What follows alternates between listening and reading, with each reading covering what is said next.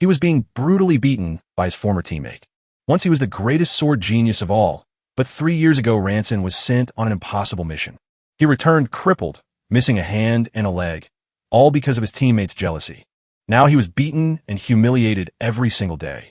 But one day he opened a strange book written in a language he didn't even know he could read. The book began to glow and he vanished. He found himself inside a dungeon 10,000 years in the past. There he obtained a legendary item and returned to the present. That item released his sealed power and healed his arms and legs. And now the Swordmaster Ranson was ready to begin his revenge. But before that, on the outskirts of Kushin City, a lonely castle stood in silence. A group of men enters the main hall. One of them questions whether the information is wrong, but believes it since it came from Lord Zeus. He then asks if he's the only one who sees no demonic beasts, not even an ant. The subordinate comments that the rumor of Chief Nagi's arrival must have spread. His companion agrees that this would make sense. They find themselves in a vast hall now in ruins. One of the men wonders what place that is since it was not on the map. Another points toward an exit with a staircase leading upward. Before them lies a staircase in a corridor. The subordinate looks at the map and says they should go up since the other path seems ominous. Nagi recalls that the Ilnian gang was supposed to take care of the upper floor.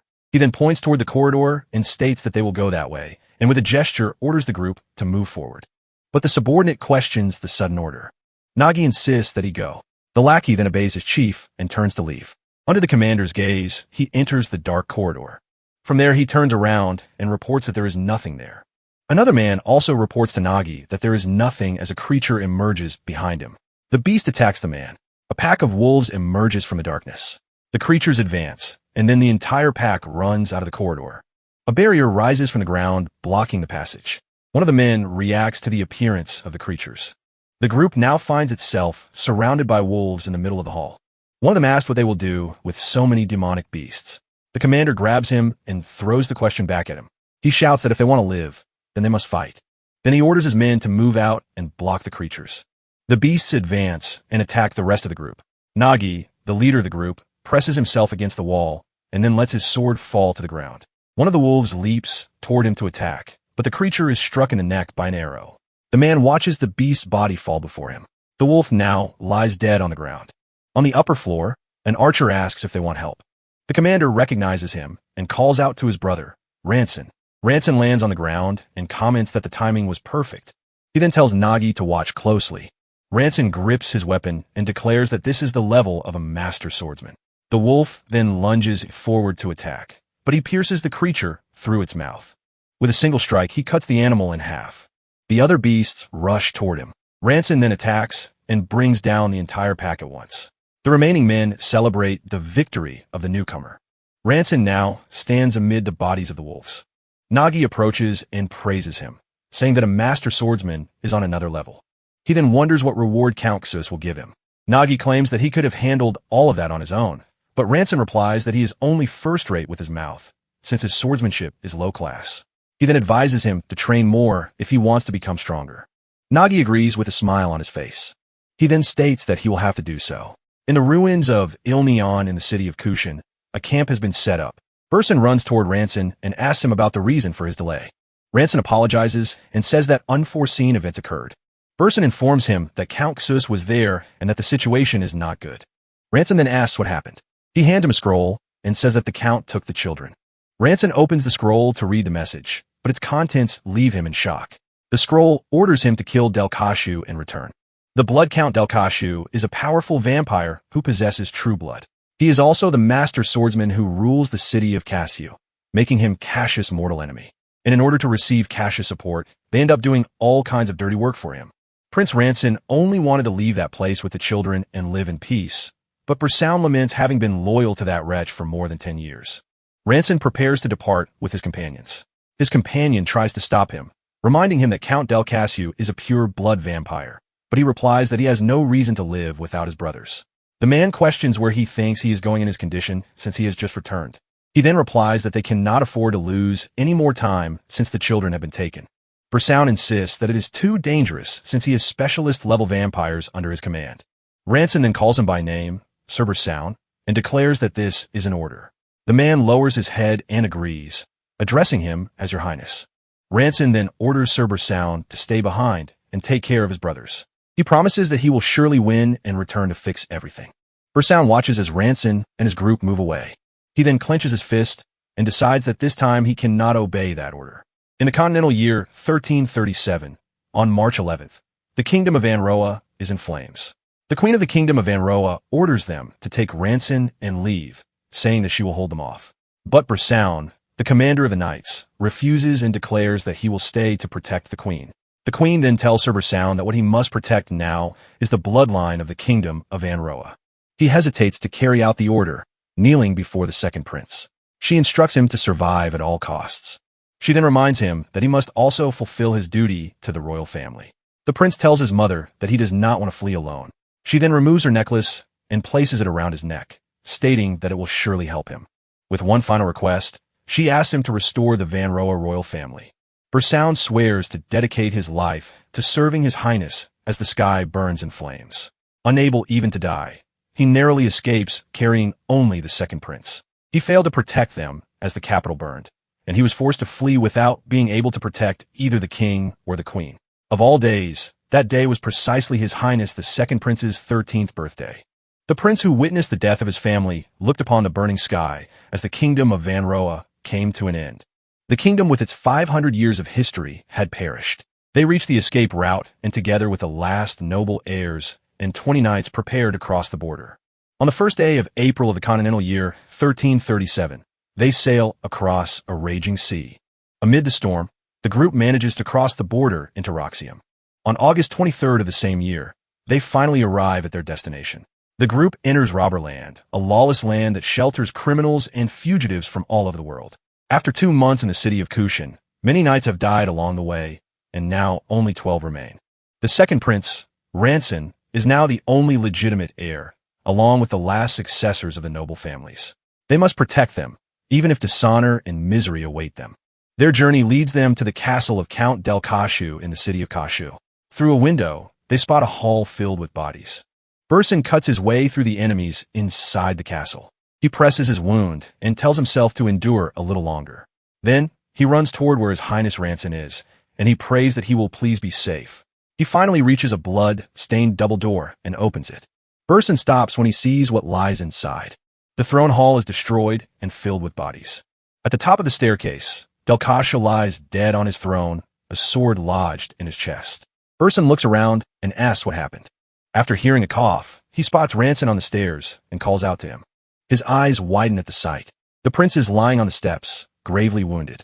Ranson says that everything is already over. Berson asks if it is truly over. He then remembers the promise he made to the queen to protect the Vanroa bloodline. He wonders whether all their despair and hope will truly end like that.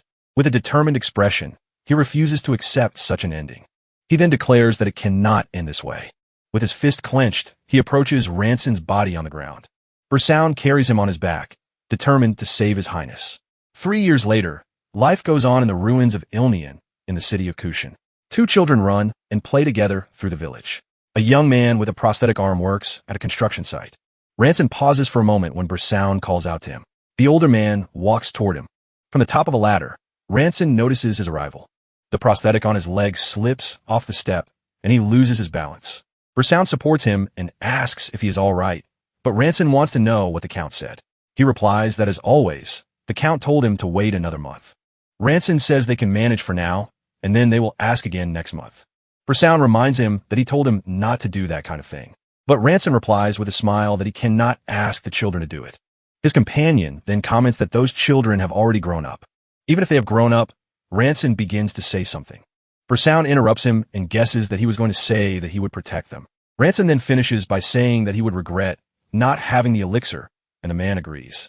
Known as the Potion of Life, the elixir is an ancient miracle found 200 years ago in the Ilnian dungeon. He states that this is merely an old story. Ranson then asks what that has to do with him, and Bersown decides not to say anything more. The older man assumes that a miracle like that will not happen again. 3 youths run toward them calling out to the teacher. They shout for him to be careful as something falls from the sky. Ranson raises his arm and catches a falling sword. With the weapon in hand, he warns that he has just fixed the roof and will not do it again. He then returns the sword to the boy and advises him never to let it go again. The boy justifies himself, saying that he was holding it tightly. But Ranson explains that it is not about gripping the sword tightly. He demonstrates that one must brace both legs and distribute the weight throughout the entire body. And then one must visualize the opponent in the mind. He recalls his own battle. In his memory, he was cornered and wounded. Delkashu leaped toward him for the final attack. The Count swung his sword in a fierce strike. Delkashu told him that the more one has to protect, the heavier one's thoughts become. Then the vampire ordered him to die, but Ranson managed to block the blow with his sword. He declared that he could not die because he had something to protect. Delkashu grabbed him and delivered another attack. Blood splattered across his face as he defended himself. In his memory, he delivers the final blow against the Count. He grips the wooden sword firmly. Persona and the boy watch him as the wooden beam above them splits apart. The boy comments that Instructor Ranson tore the wooden dummy apart. Ranson looks at the training dummy, now split in two. He apologizes, explaining that he was only trying to demonstrate the strike and that he will fix it. Another boy runs toward him, calling out to Instructor Ranson. The young man arrives and announces that there's a big problem. He says that Daisy and Sequin are in trouble. Ranson's expression changes instantly. Inside a building, he realizes that something is wrong. He runs down the corridor, stating that this is more than a children's quarrel because he smells blood. Ranson then shouts for the children. In a hall, Daisy and Sequin are facing each other with swords. The girl is Daisy of the Ilnian family. The boy is Sequin of the Ilnian family. Nagi greets him and comments that it has been a while, Brother Ranson. Ranson stares at him seriously. Nagi, Zixius' vassal, asks what he thinks he is doing. He then explains that they are in the middle of an interview. Ranson repeats the word, questioning the interview. Nagi says that if they show potential, he is thinking of making them his direct bloodline. He then asks how he dares to mix his blood with theirs. Nagi refers to him as brother and begins to say that even becoming the lowest bloodline would be better. It would be better than being under the command of a broken, crippled man without limbs. Then the protagonist asks whether Count Zixius knows about this. Nagi says that his brother truly does not understand the situation and asks whether he thinks a busy person cares about trivial matters. Ranson asks if he came on his own, even knowing that this is the territory of their family. He confirms that he knew and came because of a rumor that the great master swordsman Ranson lost his limbs, and all of that because of a few brats. Ranson questions what he just heard. Nagi taunts him, asking if he can even protect them with that body. He orders him to leave the children alone and go away in silence, or else he will kill him. Nagi then mocks him and asks whether he even has the power to do that. Ranson rushes forward and attacks him with a punch, but two of Nagi's men block his attack with their swords. He then declares that they are no match and tells them not to underestimate a master swordsman. Bersound warns them not to underestimate a master swordsman as Ranson crosses blades with the two men. He then tightens his grip on the hilt of his sword. With a single motion, he sends both opponents flying away. Nagi then praises Ranson, saying that he is still as incredible as ever. Ranson comments that newcomers these days have no sense of fear. Nagi simply asked him not to be so harsh. But Delkashu intervenes, stating that their opponent is a monster. Ranson remarks that Nagi still seems insecure around him. Delkashu repeats the word insecure with a smile, and then asks whether that insecurity is toward him as Daisy and Sekhmet watch. Nagi then draws his sword. Ranson realizes that there is no way out in his current condition. He prepares to decide the fight with a single strike. In an instant, Ranson lunges and strikes Nagi. Nagi manages to block Ranson's attack with his sword, but Ranson states that he caught him. Then he unleashes a flurry of strikes. Nagi counters with a single slash. Next, the blades of the two collide. Ranson's blade shatters upon impact. He then asks Ranson what happened to him, and Nagi reveals that his core is completely ruined, and Ranson questions him. He then asks whether Ranson truly thought he would not reach the highest ranks. Nagi raises his sword and declares that this is why bloodlines are superior. He turns to Ranson and asks what he should do with him now. Nagi then suggests killing them one by one as Daisy and Sekhmet stare at him. Bersound tightens his grip on his sword, deciding that if it is a fight, he will lose anyway. He then sheaths his weapon. Bersound simply calls out to Nagi. Ranson asks him to stop there, saying that there are children who need to be protected. Nagi merely laughs and asks what that is supposed to be. He then asks whether the master swordsman Ranson is begging him. Ranson admits that he is stating that he knows him very well. He knows that what Nagi wants is to trample him and see him fall. Then Nagi sheathes his sword and says that he cannot let him escape so easily. He cracks his knuckles and says that he also needs to stretch a little. Next, Nagi lands a punch to Ranson's face. He follows up with another strike. Ranson crashes to the ground from the impact. He steps on Ranson's head as he tries to say something. Ranson finally manages to say that he is sorry. Nagi breaks into a smile. He then tells them not to go easy on him. Nagi announces that they will stop for today and continue tomorrow. Two boys approach the fallen Ranson and ask what they should do now that he is lost. But he replies that everything is fine because it was enough to protect them. Later in a room, Ranson questions Daisy and Seeklian about the reason for their actions. He then asks whether they were truly trying to become bloodline relatives. Seeklian apologizes to his master. Daisy remains silent with her arms crossed while the boy kneels beside her. Ranson asks if she has nothing to say. He then questions her about what she just said. Daisy asks why she cannot serve under Cassius's command. She reminds him that he himself was once his servant. She then asks him if he has forgotten.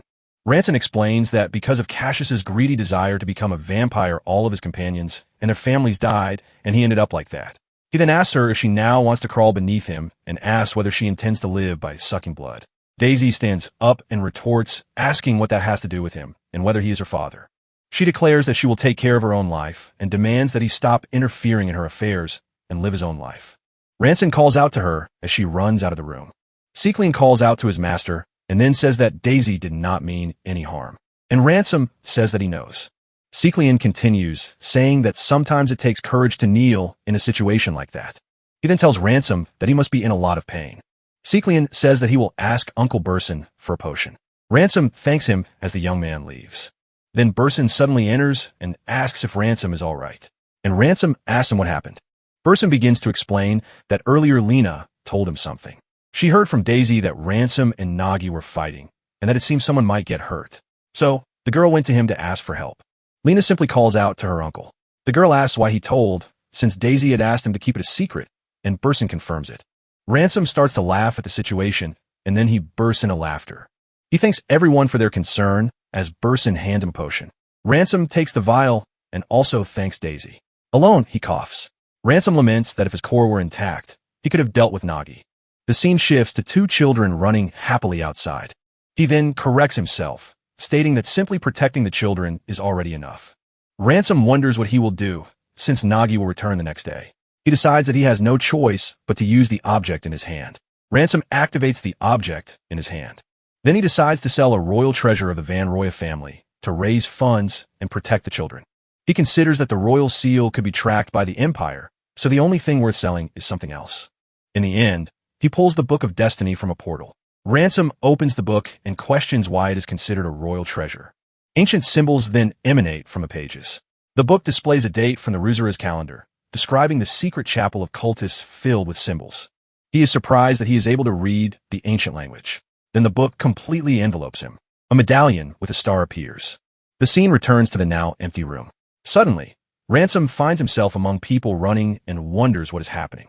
He runs along with them, questioning why he is there when he was just reading the Book of Destiny. He stops and realizes that this is not an illusion, but a real place. He recognizes the location as the IL Neon Dungeon, but wonders why it looks so new. Then the group stops, and he questions what is happening and who those people are. One of the hooded men announces that an intruder has entered the chapel. He then orders them to secure the elixir first. Ranson reacts upon hearing the word elixir. He realizes that the structure is identical to the IL Neon Dungeon, and that the elixir was excavated there in the year of the Ruzura's calendar. This means that he has traveled 10,000 years into the past. The hooded men approach an altar where the elixir is displayed. Ranson watches the scene and confirms that all of it is real. The elixir is there, proving that he truly returned to the past. One of the men picks up a small vial and states that the elixir is secure. Ranson decides that if he can obtain the elixir, he will be able to recover everything he lost. He then counts a total of 12 people around him. He tightens his grip on the hilt of his sword, considering whether he should kill them all and take the elixir. But one of the men orders them to split into pairs and search for the intruder before taking the offering. One of the men assigns the tasks, sending Kaltik and Crumb to the eastern passage and Serum and Toten to the western one. He then assigns Saruiz and Ransun to the northern passage, and Ransun is surprised that he knows his name. He wonders why those people from the past recognize him as an ally. Ransun concludes that only a powerful mind-altering magic could cause this, and questions what the Book of Destiny truly is. His new partner draws his attention, asking why he is standing there doing nothing. The man then urges him to hurry. Ransun decides that for now he will gather information and look for an opportunity. The two walk together down the corridor. They then come across a woman, but she lunges forward and attacks his partner. He defeats her in a single motion.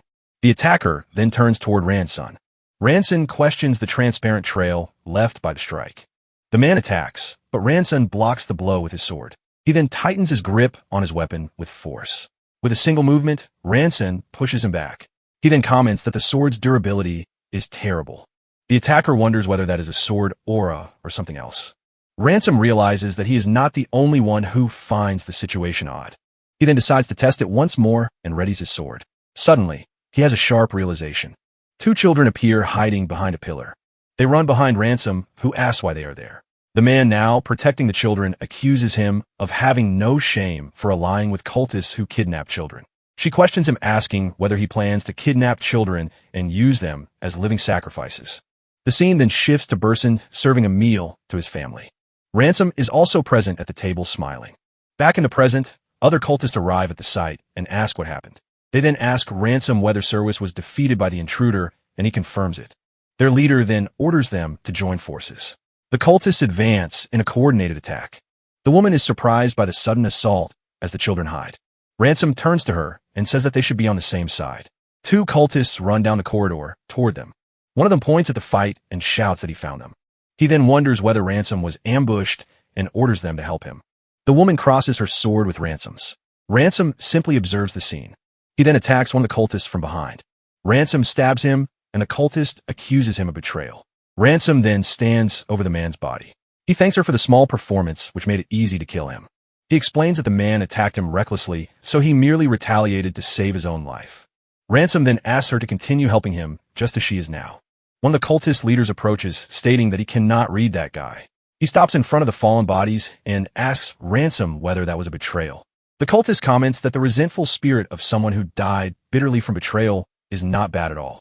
Ransom and the woman stare at him as he adds the chaotic nature of betrayal itself and states that with the soul of a noble knight, the Lord will be even more pleased. The woman laments not having called for reinforcements as she did not expect an advanced specialist to appear there. She glances to the side. The children cower behind her. She then corrects herself, stating that she is an intermediate level specialist. The woman admits that she cannot defeat him alone and proposes attacking first so that Ransom can look for an opening. She then rushes forward and attacks the cultist. He blocks the strike and hits her with a punch. The woman prepares for a counterattack, but he manages to evade her sword. The cultist smiles and prepares to deliver the finishing blow. She simply looks upward toward the imminent attack. Ransom watches the scene carefully. He then steps forward. In an instant, Ransom lunges forward at high speed. He then delivers a spinning slash against the cultist. Ransom's attack is blocked by an artifact, and the woman watches the scene. She then rushes in to attack the cultist. He smiles and asks whether she thought he would have died without that. Then Ransom fights against the cultists. Ransom struggles to block the blows, unable to predict the path of the sword. The woman positions herself to attack the cultist from behind. She attacks, but he turns around and blocks her strike. The woman then turns to Ransom and asks what he is doing. She questions why he is so weak, and he merely looks at his hand. The cultist taunts him, questioning the usefulness of his technique since he is nothing more than a mediocre swordsman. He then attacks her with a powerful blow. The woman is thrown away by the impact. The cultist prepares to attack again. He bids farewell to Ransom, who recalls all the work he endured under Count Cash's command. Then Ransom decides him what a mediocre attack can do. He then uses his aura thread technique. Ransom charges forward and attacks the cultist with his blade. The man is surprised as Ransom's power is on a completely different level than before. The two then collide in a mutual clash. Ransom strikes him with a giant hand formed by his technique. The cultist is hit by the attack. He stares at Ransom. Ransom then stabs him in the chest, but his sword breaks and he falls to the ground. The woman merely watches him from a distance fallen. Ransom gets up and, standing over the cultist's body, asks what he is. He then kneels down and begins to search the man's body. Ransom finds a small wooden box. He opens it and finds the elixir, stating that it is there. Ransom prepares to drink the contents of the vial. The woman questions him about what he is doing. Then the cultist's body dissolves into particles as she calls out to him. A golden pocket watch appears. The scene shifts to ancient ruins under the moonlight. Daisy is outside, wondering where her brother went at that hour of the night. She speaks with Burson, saying that she needs to apologize to Ransom, even though it is late. Daisy approaches the house, wondering if he has already returned. Her eyes widen. She finds Ransom lying on the ground. The girl then calls out for her brother. Ranson is unconscious holding the wooden box. Beside Ranson's bed, Daisy and Burson watch him in silence. She says that she will stay by his side, and Burson asks to be informed when he wakes up. Daisy then agrees with a simple nod. Alone, she continues to watch over him. Ranson remains unconscious on the bed with his injuries. She stares at him intently for a moment. Suddenly, Ranson moves on the bed. He raises his prosthetic hand and denies having drunk at all. Then he suddenly wakes up, gasping. Ranson looks at his own hand, confused. Then he turns and notices Daisy's presence. Relieved, she calls her brother and asks what happened, why he disappeared, and why he was covered in blood. He remains silent, leaving her confused by his lack of response. Ranson sits up and asks why she is staring at him like that, confirming that she called him brother. Embarrassed, she denies having said that, but he points out that her eyes and cheeks are swollen from crying. With a smile, Ranson asks if she was truly worried, and Daisy confirms it, asking if she should not have been. He then thanks her and pats her head, and she complains that she is no longer a child. Ranson reflects that it had been a while since he last played around like that with Daisy. Suddenly, he brings his hand to his head and loses his balance. She panics and calls out to him as he leans toward the edge of the bed. Ranson looks at his hand and realizes that it was not a dream. It was real. Daisy questions him about his body and then removes his arm prosthesis. Ranson stands up and declares that his body has returned. He staggers forward, declaring that he has returned. Then he collapses to the floor and Daisy screams his name. Voices echo about his arms and legs having grown back and warnings not to pull his arm. Ranson slowly opens his eyes, confused. Bursown, Daisy, Sekhmet, and little Lena stare down at him. Bursown asks Ranson how such a miracle could have happened. He reveals that he drank an elixir, leaving Bursown shocked by the cost of 50,000 dalens for a single sip. Ranson says that first he needs to check something and lifts the blanket. Bursown asks if he can move, and Ranson replies that he may need rehabilitation, but he will be fine. He approaches a dresser and picks up a small wooden box. Ranson asks Bursown to accompany him, and he agrees. Together, they look at an empty altar where the elixir should have been. Bursown asks him what is going on, but Ranson admits that he also cannot believe the situation. He opens the box, revealing a key, and says that he needs to check something. A memory shows that security was especially reinforced around the key. This leads him to conclude that it is the key to opening a secret space. He raises the key, and a summoning circle manifests from it. The circle then rapidly expands around the two of them. Ranson wonders what it is. Before them, a secret room is revealed containing treasures and a mannequin wearing a cloak. The gold coins alone are worth 5,000 dalens, and beyond that there are artifacts, ancient swords and armor, and even basic tools. Bursown questions Ranson about how all of this happened. First with his limbs regenerated, and now this. With a hand on the back of his neck, Ranson admits that he also cannot believe it. Ranson then reveals that he traveled to that very same place 10,000 years in the past. The revelation leaves Bursown completely shocked by what he heard. Then he realizes that everything was real. Ranson wonders whether the artifact's power is not single use, and whether he can return to the past repeatedly. He calls out to Bursown and states that there is something he needs to do first. Elsewhere, Delkashu smiles with satisfaction. He stretches on a bed surrounded by bodies on the floor and comments that this is what it means to live. He calls out to Ranson and asks whether they should go see that trash. When he opens the door, he comes face to face with Ranson and asks what that is. Nagi asks if Ranson came there to greet him, but then he notices Ranson's arms and legs and questions him. Nagi orders his men to quickly inform the Lord that Ranson has recovered his core. Ranson draws a sword in response and lunges forward with a swift slash. The attack surprises one of Nagi's men. The strike hits him squarely in the chest, and the other man is struck the same way. Nagi stares at him, unable to understand how that was possible.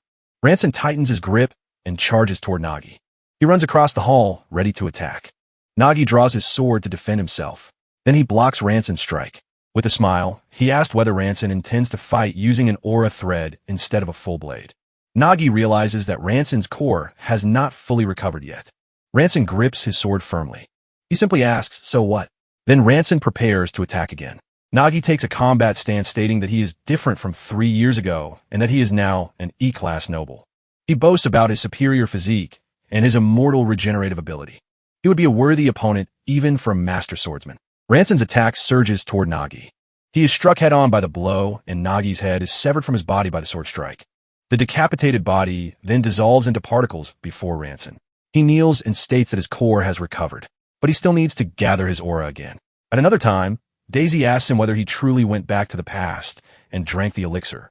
Ranson confirms it and explains that he used a treasure of the Manhwa royal family to return to the past. Bersound then asks whether he can return again, but Ranson says he does not know since the item no longer showed any reaction.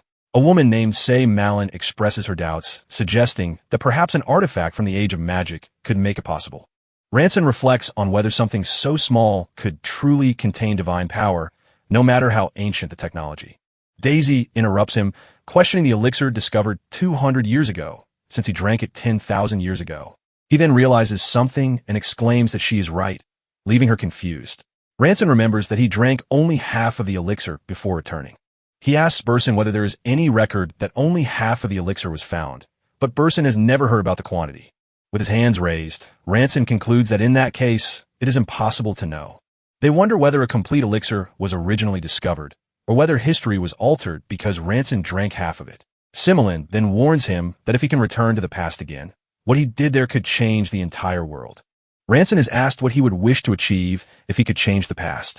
He reflects for a moment on his objective. His first goal is revenge for losing his parents and siblings overnight, and his duty as the last member of the Manhwa royal family is the reconstruction of the kingdom. But Ranson states that to do that, he must first kill Count Sirius. He remembers when he believed that his family's safety would be guaranteed if he became a vassal of the Lord of Kushan, but he realizes that happiness gained through another person's hands cannot be firm. Similin warns him that Count Sirius is strong, as he was already a master swordsman and has now taken Delkash's true blood. Ranson says that this is not an option, and wonders how Sirius will react when he discovers how insane he has become. Gathered around the table, he declares that this is an unavoidable fight for everyone. He then informs them that the tax report that must be submitted to Count Sirius is due in 3 weeks. Ranson states with conviction that they must settle the matter before then. Ranson trains alone with his sword in a ruined arena. He recalls the swordsmanship used by the cult members 10,000 years ago. It was a persistent and solid technique, possessing a cutting energy. One of the cultists mocked the usefulness of an aura blade and called him a mediocre swordsman who could not read the mind of the sword. But Ranson feels as if he is conversing with the blade itself, or rather, as if he has become the sword itself. Then he opens his eyes with a new perception. He grips the weapon and declares that he now understands. Ranson states that it is definitely not an aura. Daisy runs toward him shouting that something terrible has happened. The mention of Count Xuz's name puts him on alert. In his hall, a man informs the lord that Ranson's family has been invited to the castle in 3 days.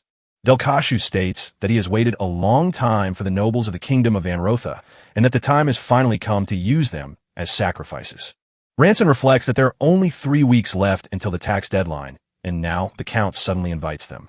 Berson raises the possibility that the Count has discovered Nagi's death, but Ranson doubts it, believing that he would blame the rebels. Sei Malin intervenes, saying that the real problem is that their plan to assassinate the Count was ruined by the sudden invitation.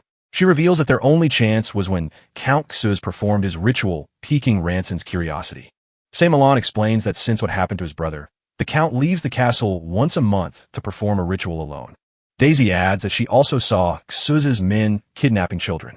Sei Malin concludes by stating that villages unable to pay taxes were exterminated and that everyone, both bodies and children, is used as sacrifices.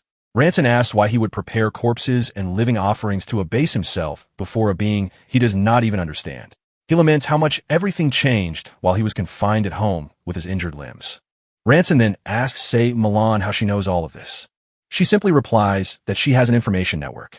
He grows agitated, questioning how she went alone to such a dangerous city. Sei Malin simply reinforces that their plan has been completely ruined. Berson comments that Sia is already 20 years old and an adult, but Ranson retorts that it is still dangerous for her to walk through the city alone. Daisy then calls a brother. She asks him whether Weather can truly defeat Xuz.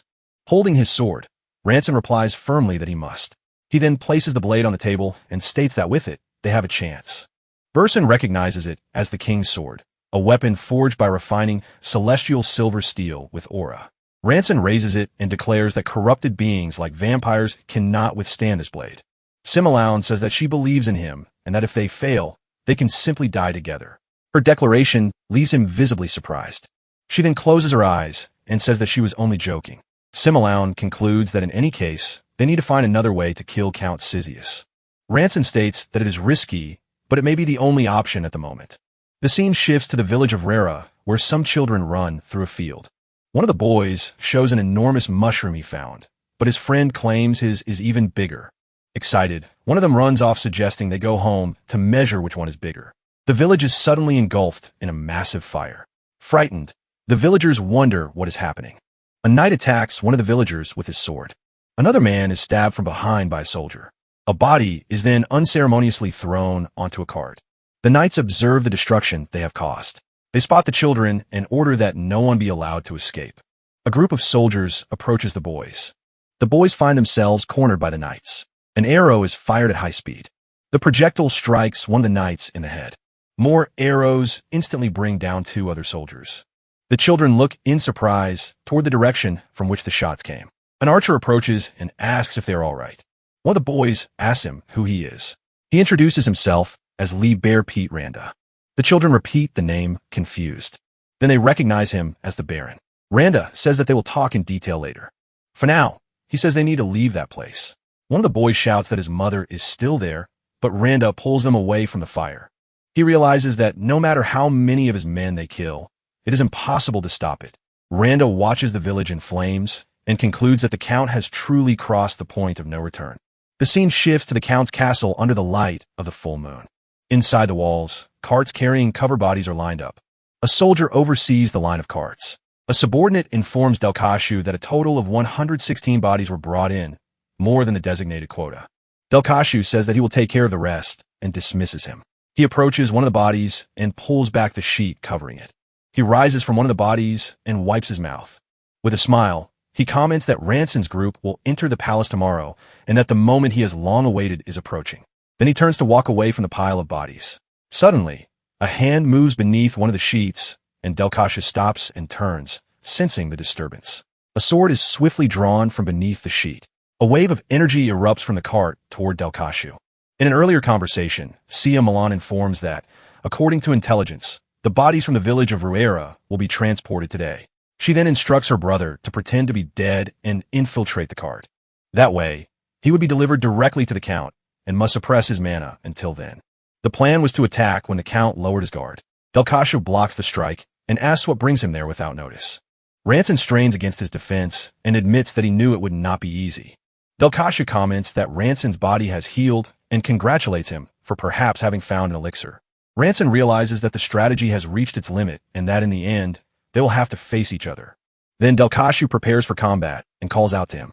He invites him to give him the taste of a delicious despair. Ranson focuses and assumes his stance with his sword. He feels the connection with his blade, his eyes preparing to read the heart of the sword. Then the two charge forward and their blades collide. Delkashu is hurled backward by the force of the impact. He recovers and unleashes a wide horizontal attack. Ranson jumps to evade the blow. He lands and turns back toward his opponent. Delkashu charges toward him once again. Ranson prepares for the next move. Delkashu fixes him with an intense stare. Ranson slides across the ground, dodging the attack as it passes by him. He then spins and delivers a swift strike toward Delkashu's neck, but the vampire manages to block the blade at the last second. Delkashu remarks that it was impressive, for if his aura had been weaker, his neck would have been severed. He adds that this was to be expected of the kingdom of Banroa. A new voice reveals that he must be the missing second prince of Banroa, whose body was never found. Delkashu merely comments on how precious that is. He then states that by offering such a valuable soul, his wish will surely be fulfilled. Ranson advances with a powerful arcing strike. Delkashu declares that it is useless no matter how many times he tries. He then blocks the blade with his hand and claims that the sword will never pierce his aura. Ranson presses his blade harder against Delkashu's hand. Then their powers collide, causing a massive explosion. Elsewhere in the city, the night remains calm under the full moon. Nagi is sitting at a table outside a tavern with a companion. His men approach and ask why he called them. One of them asks if he is planning to stir up some major trouble. Nagi replies that no, but that he received information that something unusual might happen. Another member of the group then asks what kind of information he received. Suddenly, all of them react to a massive tremor. In the distance, they see the collision of energies and wonder if Count Celsius is fighting someone. The men ask if this was what the chief was talking about and who the opponent might be. Nagi takes out a spyglass and wonders who would dare do something so audacious. He decides that they need to check it out and hands the device to one of his men. The man looks through the spyglass and recognizes the person in the fight. Surprised, he wonders if that really is Ranson. Nagi asks what he heard, questioning whether Ranson's body has truly recovered. In a dark room, Si Milan tells him that this is the last chance and that it will not come again. She advises him to think carefully so that he will not regret it for the rest of his life. Back in the present, Nagi remains silent. His men ask whether they're just going to keep watching. An image of an archer protecting frightened children is shown. The companions then declare that they should intervene as well. He turns to his men and apologizes. Meanwhile, the blades of Ranson and Delkashu clash violently. Ranson prepares to attack his opponent once more. Delkashu again stops the blade with his bare hand. Ranson retreats and prepares to strike again. Delkashu reacts when the blade finally pierces his defense. A cut opens on his neck, and he touches it with his hand. He then clenches his fist and curses the boy. The full moon illuminates the top of the ruined castle. Delkashu touches his own neck and comments on the magnificent swordsmanship of his opponent. Ranson continues to stare at him without saying a word. Then the vampire supposes that one day he might be caught. He admits that it is not as if he can continue taking blows forever as other vampires appear behind him. The vampires all advance together toward Ranson. He prepares for the imminent attack. With a single motion, he cuts down one of the approaching vampires. He curses the vampires for he hid among the corpses only to face Exiled in a one-on-one battle. Ranson realizes that there is no end to them. At this pace, he will be exhausted before he can even bring down Exiled. One of the vampires attacks him with a swift strike. He dodges the blade as it grazes past his face. Ranson realizes that he needs to hurry and deal with them. Another vampire prepares a vertical attack against him. Ranson turns in surprise as he senses a sudden approach. An arrow cuts through the air at high speed and strikes the vampire squarely in the head, interrupting his attack. After the impact, the vampire's body crumbles to the ground. The other vampires react, recognizing the silver arrow imbued with aura. Ranson turns to see where the shot came from. He recognizes Liber Pietranda with his bow in hand. A young man beside him waves and shouts that they are there as well. Ranson calls him by name, Jaurin. Next, he sees Si Milan approaching. Soon after, Daisy appears as well. He is surprised to even see Seclin among them. A group of men advances with their leader shouting that everyone should die as all of his targets are now gathered. Liber Pete aims his bow once more. Si Milan extends her hand forward. Jaurin fires his arrows and strikes down two vampires at once. Daisy and Sekhmet fight together, defending themselves against enemy attacks. Ransom asks why they are all there, worried about the possibility of them getting hurt. Daisy scolds him for trying to do everything alone, stating that everyone is here now. She declares that this is something they need to face together. Jaurin agrees enthusiastically. He then tells his brother to focus solely on the count. Ransom reacts to his companion's words. He understands that it is no longer the time to treat them like children. His gaze becomes focused and resolute for battle. Ransom raises his sword and declares that there's a bastard he needs to deal with. Delcajo asks whether he should start by tearing off his arm. The vampire's arm transforms, growing larger and sprouting sharp claws. Delcajo attacks with his transformed arm, but Ransom blocks the blow with his sword. He then brings his hand to his neck and a barrier manifests, repelling the vampire's attack. After the explosion, Delcajo's arm is completely disintegrated. He looks at his own shoulder and questions what just happened. Ransom raises a broken necklace and shouts that it is the necklace of protection. The necklace he found in the ruins shatters on the ground, having fulfilled its purpose.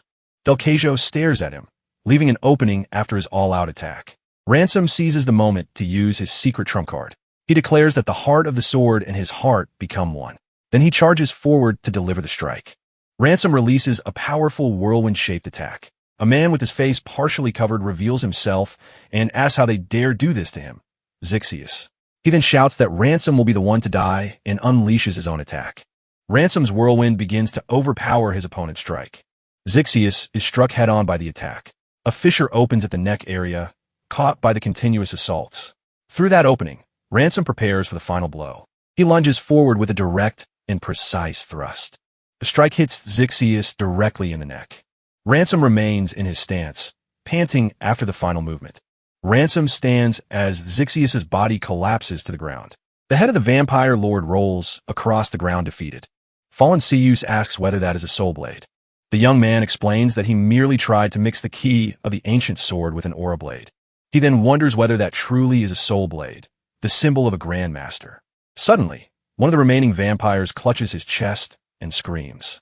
Daisy and Jaren watch as the other vampires fall one by one. Nagi's men wonder whether they are dying from shock and what is happening. Seus's body disintegrates as Ranson realizes that he truly killed him. The archer calls out to him by the title, Sir Ranson. Liber Pete then confirms that he truly killed Seus. Liber Pete explains that, according to the records, vampires who lose their progenitor lose their senses for 1 or 2 days. Ranson asks whether they will recover in a few days, and the archer confirms that now is the perfect chance to eliminate the remnants. He then asks for permission to exterminate all those bastards before the night ends. With a smile, Ranson replies that they are the ones who should be asking him for permission. Liber Pete bows and thanks him, saying that thanks to him, they avenge their comrades. Ranson watches him with a faint smile. He extends his hand and says that he will count on him so that together they can make the city a good place to live. Then he says that he was going to tell him later, but has no choice since he arrived so suddenly. He reveals the crest of the Pietro family, explaining that 300 years ago his family was also part of the nobility of Gloryland. Liber Pete hands him the crest and asks him to accept it. The archer kneels before him and swears that from that moment on, he will serve him as his lord.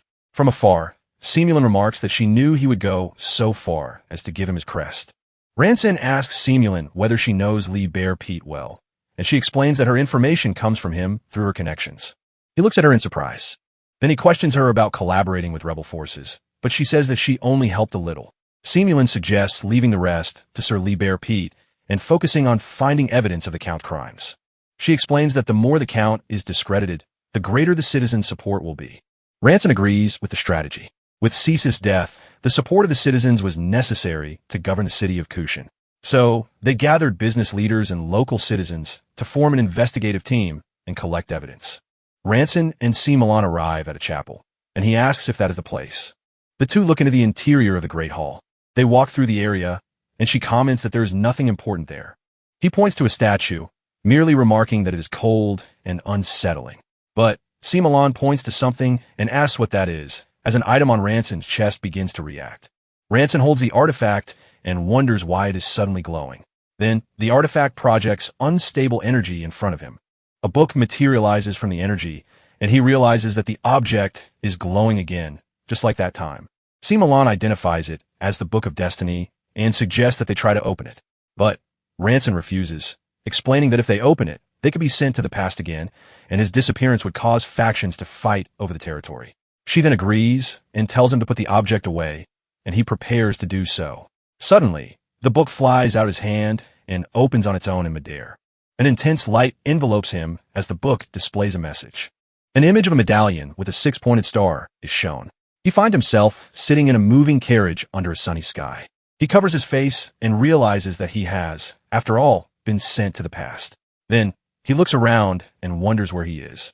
The carriage continues along its path through a vast green field. He observes the other hooded people in the carriage and notices that this time he has companions. But he notices something different about one of his companions. Ranson wonders about the pressure emanating from the man seated in front of him. The man then looks at him and asks if he has awakened, calling him by name. He realizes that this person is on a completely different level from the heretical leader he faced. His hand instinctively goes to the hilt of his sword. Ranson realizes that it is not just that man's presence. He notices that all the mana in the area is swirling around him, which makes no sense even for a grandmaster. The man then reveals himself and explains that they met by chance and that he took Ranson as his disciple. Ranson understands that this time he is that man's disciple. Ranson asks when he took him as a disciple, and the man replies that it was a week ago. With a smile, he comments that it is miraculous and seems like divine intervention. Ranson asks for forgiveness and notices the difference in that man's demeanor compared to the other cultists. The man introduces himself as Archduke Retenna and declares that his wish is to eradicate the cultists. He then addresses Ranson Van Roya, reminding him that a week ago he became his disciple. Now they're on their way to his castle where the young man will receive his teachings. Ranson finds it strange that he is explaining the entire situation to him. Celsius says that the young man will be under his care and hopes that his aspirations will be fulfilled. A sudden realization dawns on Ranson, and Celsius asks whether he has already uncovered the truth. Ranson wonders what is happening in the world. He finds Celsius's kindness strange, considering that he sees him as an anomaly and wonders whether he knows something. Ranson then replies that for him, as well, it is an honor to join the Master. He asks him whether he is truly fine with the situation since he does not even know who he is. Celsius agrees that this is true and says that for that reason the feeling he has now is fascinating. But he states that one thing is certain about the event that is unfolding when combined with his own purpose. He He concludes that the event may be something he agreed to a long time ago, and Ranson reacts without understanding. Celsius admits that, to be precise, he also does not know, and that it is merely a feeling he has. Ranson questions what he means by it being just a feeling. Celsius then places his hand on Ranson's shoulder. The situation grows increasingly confusing for Ranson as the carriage continues on its way. They approach a massive gate. The carriage finally arrives at the city of glowing steel. Ranson observes that somehow he ended up there. Celsius then introduces the place as the City of Knights where he resides, glowing steel. Celsius explains that although he is the Archduke, he entrusts most of the governance to his subordinates in order to teach the next generation of scholars. Along the way, he subtly taught Ranson about the common knowledge and etiquette of that ancient era. Thanks to him, Ranson was able to gradually adapt to life there. He does not know how to return home, so he has no choice but to focus on the present. The technology and swordsmanship of that place are more advanced, so he must ensure that he gains something from it, just like last time. Celsius informs him that at the castle they are heading to, he has another disciple. He describes him as a sincere and just young man whom Ranson will soon meet. They finally arrive at the Grand Castle. Upon arrival, Ranson and a blonde-haired woman react in surprise when they see each other. Celsius stands between the two and asks whether they know each other. Iodine Serum replies that they do and reminds her master that he is the man who helped her at the cultist chapel about a year ago. Celsius recalls her mentioning that the man used a peculiar sword key, and she confirms that it is correct. He then says that it is fortunate that they know each other as Ranson is now her junior, and he expects her to teach him well. Celsius explains that he took Ranson as his disciple, but has been incredibly busy lately. Celsius decides that for now, she will be the one to teach him. He then takes his leave saying that he has matters to discuss with the magistrates, and that he will go on ahead. Ranson can barely believe the situation he finds himself in.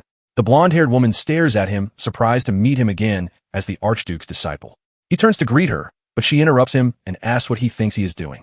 She then places her hands on her hips and asks if that is the proper way to greet one's senior. He realizes that she is already asserting herself through hierarchy.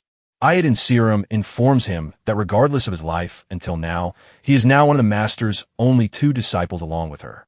She asks if she is wrong, and he agrees that she is right. She instructs him to always keep his actions in mind so as not to disgrace the master. He finds her strict as she demands that he always maintain a neat appearance and proper conduct. She points at his boots and asks, when was the last time he polished them? Next, she indicates that his cloak is crooked. And finally, she asks what is wrong with his hair. She scolds him, saying that like that he is no different from a bandit. Then she asks what it is and why he keeps staring at her hair. Ranson points to his own hair and asks whether she could say something about his as well. Iodine Serum touches her own hair. She steps back quickly as other people watch the scene. As they walk through a courtyard, the woman introduces herself as Iodine Serum. She adds that she is also a member of the Archduke's Royal Guard, the Knights of the Horizon. Iodine admits that, to be honest, he may be stronger than she is, but she heard from the master that he still cannot properly control his sword key. She grips the hilt of her sword, stating that the only way to learn swordsmanship is by facing each other directly.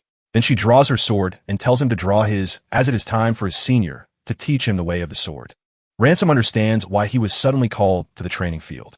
Iodine states that she is not doing this to vent her earlier embarrassment and asked him not to misunderstand her. He agrees and draws his sword, saying that there is no need for words before blade. Iodine Serum explains that since they cannot manipulate mana, they focus on the spirit of the sword. She states that the spirit of the sword has a single will. Then Iodine demonstrates that will by charging forward to strike. Ransom carefully observes her movement. In the clash, the blades of the two collide with force. He manages to block his instructor's strike. She then reveals that mana simply gathers in accordance with that will. He then understands that this is something completely new. Iodine comments that a constitution that directly controls mana would be advantageous, but she reminds him that mastery is the pillar and mana is the roof. Building a strong foundation is the most important thing. Iodine then asks him to try to raise the aura of his sword. Ranson concentrates, and a power begins to form around his blade. Ranson finally succeeds and says that he understands. Iodine Serum observes his blade carefully. Then she turns and offers her own sword to the young man. Iodine asks him to try raising the aura with her sword as well. He prepares himself for the new challenge. But Ranson questions what is happening with the blade. He wonders why the sword is behaving that way. Iodine then states that it is just as she expected. The instructor explains that a sword's aura is the manifestation of the blade's spiritual power, and a better sword possesses stronger spiritual power, which is why he succeeded earlier. She classifies him as a low-level specialist, barely at the introductory level, leaving him surprised. Iodine reveals that this level is the stage of reading the sword, swinging along the path it reveals. Ranson's first step is to develop the ability to release aura with any sword. She then declares that there will be a special training session that night. After the training, Ranson is lying exhausted in the middle of the courtyard. Iodine calls him by name as he turns on the ground. She then asks whether the ground is supposed to be his bed. The instructor warns him not to disgrace his master's reputation and to be careful. Iodine asks why he is wearing the same clothes as yesterday, and Ranson replies that he did not sleep. He then stands up and grips his sword with determination, and energy begins to envelop the blade of his sword. Ranson delivers a powerful slash into the air. His master watches in complete surprise at the feat. He explains that he practiced all night, which is why he managed to do something he could not before. Iodine retorts that not even the most brilliant talent could achieve that in less than a week. Despite that, she congratulates him and says they can move on to the advanced stage. Ranson asks her to proceed with the training. Then the two begin an intense combat in the courtyard. Ranson attacks with force, and Iodine blocks the strike. She holds her ground against his assault. Then, in a rapid exchange of blows, he pressures her with his attacks. Two spectators wonder how Ranson can be like that, and one of them notices that Iodine is actually being pushed back. The instructor comments that he is even using sword support. Iodine then leaps and charges at him with an aerial attack. He carefully observes her movement. Her blade stops just centimeters from Ranson's neck. He wonders how she could be so fast. After the strike, Iodine throws her sword into the air. She explains that this is the level of sword specialist, where the sword moves on its own. Ranson then understands that there's a stage where the sword moves even before he thinks. Iodine informs him that in 2 weeks, there will be an exchange event with a scheduled duel. And naturally, all eyes will be on Ranson Van Roa, the direct disciple of Archduke Retina. Iodine states that he absolutely must advance one more stage before then. Ranson smiles and says that it is just as expected. He then declares that this is fun. A voice approaches scoffing at that man, Retina. The man questions how Retina took in an orphan and now a vagrant of unknown identity. Then Cassius Celsius reveals himself, criticizing Retina's choice to accept mere strangers as disciples. Cassius Celsius says that the Grand Duke's judgment is terribly poor and that he should have inherited the position. Iodine warns him to watch his words, as many eyes are watching. He then asks her if she's trying to lecture him, just because Retina declared her his successor. Cassius continues, saying that she is only an advanced specialist even after everything he did for her. And the novice Ranson is nothing more than a pathetic low-level specialist. He then demands to see the treasure that Retina confiscated, but Iodine says that it cannot be shown. Cassius again asks if she is trying to give him a sermon. Ranson watches Iodine tolerate the situation and calls her master. He offers to let Cassius verify whether Retina's judgment was accurate or not. The man questions him, not understanding the proposal. Ranson suggests that they have a match if he does not trust his swordsmanship. Iodine tries to stop him, but Cassius wonders who would fight with a mere disciple. Ranson then asks if the solution is not simple and states that all he needs to do is shut everyone up with his impeccable skill. The spectators whisper among themselves about the young man's audacity. Kasagi Celsius clenches his fist and questions his nerve. Then he turns and says that he will see how long Ranson's insolence lasts. She then turns to Ranson saying that this is serious and that their master is a problem. He merely smiles and asks if she is done laughing. Aiden looks away and says that she could not hold it in earlier. Ranson states that no matter what schemes he uses, they only need to defeat everyone. She then agrees and tells them to resume training. Later that night, Ranson walks outside the courtyard. He then spots Aiden sitting on a stone bench and calls out to her. Approaching from behind, Ranson asks if she came out to train again. She replies that she was just looking at the stars. Ranson realizes that he used informal speech without noticing. Aiden invites him to look at the stars as well, and the two sit together. Aiden says that she will not scold him for the informal speech since no one is watching and calls him her savior. In a memory, Ranson simply responds. Aiden continues saying that it is a bit late, but that she was very grateful that he saved her and the children. He then suggests that if she is grateful, she should use formal speech since he saved her life and is older. Ranson asks if she likes looking at the stars, and she replies that she likes to look at the 13 main deities, which makes him curious. She explains that all stars move, but there are 13 that do not move and remain in place named after the deities. He then asks her why she likes those stars. Aiden points to a star, Mebubar, the goddess of wisdom, which rises only above their heads there. She reveals that when she was young, She did not know where she belonged, but when she saw that star, she realized where she should be, and that is why she likes to look at the 13 main deities. Then Aiden stands up to leave, saying that she needs to prepare a lecture, but Ranson reminds her that she has already finished it. He teases her, saying that she is just running away because she is embarrassed. Day breaks in the Great Hall. Aiden and Ranson walk together down a corridor. Before opening the door, Aiden asks him if he is ready. With a confident smile, Ranson simply answers yes. They then step out into a large courtyard where many other warriors are waiting for them. Ranson is surprised by the enormous number of people present. A group of men asks if he is the Grand Duke's direct disciple, and one of them says they will find out soon enough. He then realizes that everyone seems eager to tear him apart. Ranson understands that countless people wanted that position, so they would not look upon him kindly. An older man announces that in celebration of the gathering, friendly duels may begin. The combat arena is presented as the fighters take their positions. Ranson waits alone at the center of the arena. His opponent stares at him from the other side of the field. The man says that he does not know why the Grand Duke chose him as his direct disciple, but he claims that this will soon change because he will win and take that position. Ranson watches him in silence. His opponent then releases his power. Ranson smiles faintly at the challenge. Then he grips his sword and says that he can come anytime. He charges at high speed toward his opponent.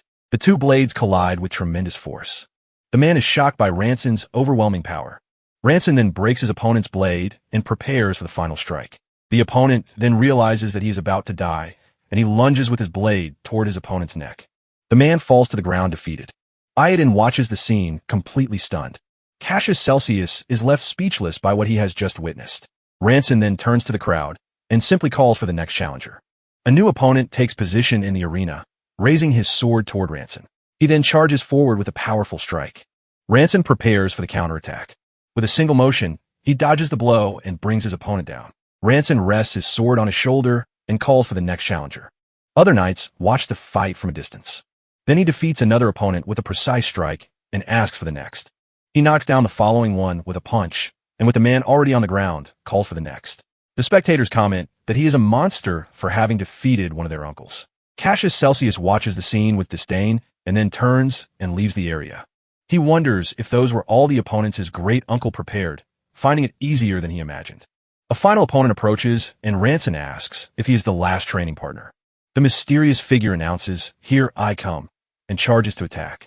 Ranson prepares for combat, concentrating power into his sword. His opponent rushes in swiftly to strike. Then the mysterious figure leaps to deliver an aerial blow. But Ranson parries the strike, and the opponent's sword flies from his hand. He then wonders if he might have gone too hard on the young man.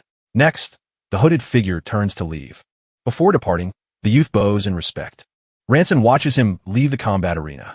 The scene shifts to a banquet hall with a lavish table. Two men talk and drink wine during the celebration. Yoden and Ranson, now dressed in formal attire, comment that they are glad everything ended well. Ranson remarks that if the closing banquet goes smoothly, there will be no problems. But then he points to his senior's outfit. Yoden replies proudly that it is the standard attire and that he should learn from her. He then asks why she is wearing training shoes. She quickly walks away, leaving Ranson behind. The banquet takes place, marking more than a month since his arrival. He recalls the Book of Destiny that brought him to that time and had hoped that something would happen. His thoughts are interrupted when a voice calls him Lord Ranson. The young man he fought earlier approaches and introduces himself again as Milo Hyaston. Ranson recognizes him as his final opponent from the arena. Milo Hyaston suddenly bows and declares his admiration, leaving Ranson surprised. He explains that he was captivated by Ranson's confident stance and that it was an honor to fight him. Ranson scratches the back of his neck as he accepts the young man's exaggerated praise. Milo reveals that he also possesses a unique constitution. He then removes his hat and reveals himself to be a half-elf. Ranson realizes that elves truly exist. Milo explains that ordinary people communicate with sword spirits, but his dream is to be like Ranson, someone who can use both sword spirits and elementals. Ranson feels a bit guilty for not having a unique constitution. The young half-elf reminds him of his own children, so he cannot bring himself to say anything. Ranson then encourages him, saying that he will succeed if he tries hard enough. Milo shares that after a popular procedure, it became easier for him to communicate with sword energy. Ranson asks whether something like doping has become popular these days. The two continue their conversation in the middle of the hall. Suddenly, Milo points toward the window and says that it is beginning. The psychedelic moon rises in the sky through the banquet hall's window. He comments that it appears once a month and is very beautiful to see from there. Ranson, however, questions whether it can truly be considered beautiful. The triangular moon hangs in the night sky. Suddenly, a scream echoes through the banquet hall. One of the guests asks what is wrong with his companion. Ranson watches the scene, not understanding what is happening. People begin to transform into monstrous creatures. He then wonders whether this is the prophecy of the Book of Destiny. Milo suddenly bends over in pain and calls out to Lord Ranson.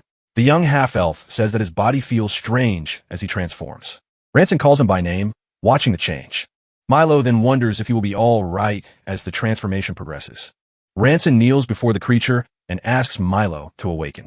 The beast recognizes him and murmurs Ranson's name. He then confesses that his wish was to become a knight.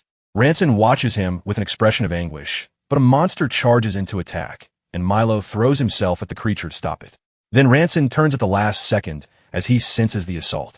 The creature attacks, but its blow is blocked and it is hurled away. Then the creature lunges at Ranson.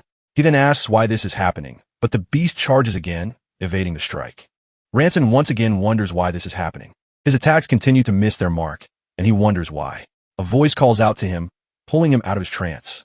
At his side, iodine serum blocks the attack of another creature. She shakes him and warns that they need to leave now or they will both die, pointing toward the exit. But Ranson hesitates, worried about Milo. In the hall, Milo is overwhelmed and bitten by two other lycanthropes. He realizes it is too late as Iodine pulls him by the arm. With a defeated look, he agrees to leave. As they run, Ranson explains that all the enemies are too strong and that their reactions are too fast. Iodine then looks at him and says that if she can do it, so can he. One of the creatures watches them as they attempt to escape. Then one of the lycanthropes howls, and the others respond in chorus. Suddenly, the pair finds themselves completely surrounded by the monsters. Ranson takes on a determined stance. With a single sword strike, he severs the head of one of the creatures. The monster roars as it is struck. Iodine also springs into action, cutting down another enemy that approaches. Ranson turns and faces three more lycanthropes ahead of him. With a spinning motion, he attacks the creatures around him. The duo fights in perfect sync, carving a path through the chaos. They seize the opening and start running down the corridor again. Iodine warns them that they are almost at the exit. She says they will leave through there to regroup with the other knights.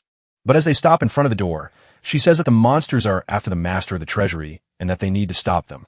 They turn and realize that the lycanthropes are blocking the door. Iodine raises her sword, stating that this is the last one and that she will attack again. But Ranson stops her and asks her to wait a moment. He says that something feels wrong, and from the back of one of the monsters, something begins to emerge. Tentacles burst violently from the creature's back. The two watch as the other lycanthropes also reveal their tentacles. Then Iodine takes position and blocks the rain of attacks with her sword. Ranson watches her and reflects on the realm of sword mastery, where reaction speed approaches 0. He calls for them to advance together, and she agrees. On the ground, the severed tentacle pieces begin to move and regenerate. Ranson turns as he notices movement behind him. One of the regenerated tentacles lunges rapidly toward him. With a swift motion, he manages to block the attack. He then joins Aiden and warns her that those things are regenerating. The two face the tentacles, and Ranson concludes that merely cutting them will not be enough. Aiden shoves Ranson aside, placing herself in front of the attack, and she is grabbed, the tentacle piercing straight through her abdomen. Ranson is left in shock at what has just happened. With a shout, Ranson unleashes his power. He swings his sword in a swift arc, cutting down all the tentacles around him. The appendages dissolve, but the remaining liquid on the ground begins to merge again. The main lycanthrope attacks him with its own tentacles. Ranson dodges with a quick movement and strikes the lycanthrope, cutting it in half. He takes a deep breath, regaining his composure. Alone in the hall, he turns and walks toward the exit. Outside, he sees the chaotic battle unfolding across the city. His face is stained with blood as he watches the scene. He then notices a strange light in the sky. He wonders if that light is the cause of all the chaos. Suddenly, Ranson staggers backward. He falls to the ground, lamenting that even though he thought he had grown stronger, he failed to protect anyone. A notification informs him of his failure to alter history. He awakens in an unknown place, questioning the female voice he hears. The voice explains that it is using broken causality to rewind time. She warns him that this power is not infinite and that failure will result in complete defeat. A book appears before him, and the voice wishes him good luck. The text in the book changes, mentioning that his master has returned a treasure. Ranson is surprised as he reads the message. A medallion with a six-pointed star is shown. The scene shifts to Ranson traveling in a carriage under a blue sky. He startles when someone calls out to him. A man pulls back his hood and asks if he is all right. The man is Burson, who mentions having found him by chance and taken him as his disciple. Ranson then realizes that he has returned to the beginning of everything. Ranson turns to his master and greets him. He then asks what trophy he brought back in the chest. Burson reveals that it is a sacred relic of the cult. Upon hearing that, Ranson realizes the terrible connection to future events. He tries to warn his master that something terrible happened because of the relic, but Burson interrupts him with a simple, "Enough." He states that he does not know what happened, but that it seems to be something Ranson himself must resolve. Ranson asks him what he means by that. His master simply replies that he does not know, but that he is sorry and thanks him. With that, Ranson understands that he will have to resolve everything on his own. Then he decides to make a different request of Burson. He asks his master to teach him the art of the sword. Burson smiles and agrees that starting that way is not a bad idea. The two take their positions for training, swords in hand. Burson raises his weapon and declares that from that moment on, he will show him the objective he must pursue. Energy gathers around the blade of Burson's sword. He then challenges him to attack with all his strength. Ranson accepts, and with his own sword energized announces his attack. He charges forward swiftly. Then he unleashes a strike that creates a massive whirlwind. The technique surges toward his master, but Burson stands firm watching the attack approach. He smiles with confidence. Gripping the sword with both hands, he prepares himself. With a single motion, his blade cuts through Ranson's attack. Surprised, Ranson drops to his knees and asks what that was. Burson reveals that it is the realm of the complete blade, the aura of steel. He explains that one must refine the soul until it becomes one with the sword. Ranson stares at his master, understanding that he must reach that realm. Elsewhere, Aiden Serum is informed that for a time, she will have to teach. Ranson studies himself with a resolute gaze, determined to protect them. In the castle courtyard, he practices a wide swing with his sword. He continues the motion with a precise spin, but his training is interrupted, making him look up. The castle tower bell begins to ring. In the sky, someone announces that the psychedelic moon has appeared. Milo Hassan smiles enthusiastically at the person beside him. In a hall, Ranson watches the scene with a tense expression as everything has begun. Under its influence, two of the knights transform into lycanthropes and roar. Ransom observes the scene in silence. He recalls that for 2 weeks, he traveled through time, discovering that the monsters were students who had received a treatment mentioned by Milo. Even after investigating the related drugs, he found nothing unusual.